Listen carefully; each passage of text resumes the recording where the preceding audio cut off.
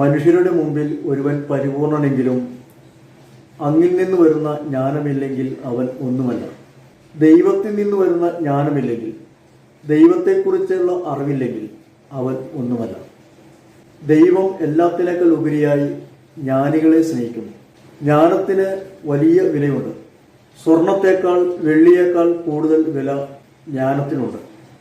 ജ്ഞാനമില്ലാത്തവൻ കർത്താവിനോട് ചോദിക്കട്ടെ, അവിടുന്ന് അത് ധാരാളമായിട്ട് നൽകും, കുറ്റപ്പെടുത്താതെ സമൃദ്ധമായിട്ട് നൽകും.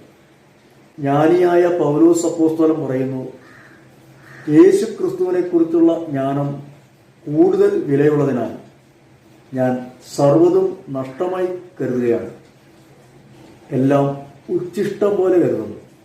ജ്ഞാനം കൊണ്ട് ഒരു വ്യക്തി നിറയുമ്പോൾ ലോകത്തോടുള്ള മൈത്രി അവനിൽ നിന്ന് വിട്ടുപോകും. യേശു ക്രിസ്തുവിനെ കുറിച്ചുള്ള ജ്ഞാനം കൊണ്ട് നമുക്ക് നിറയാം.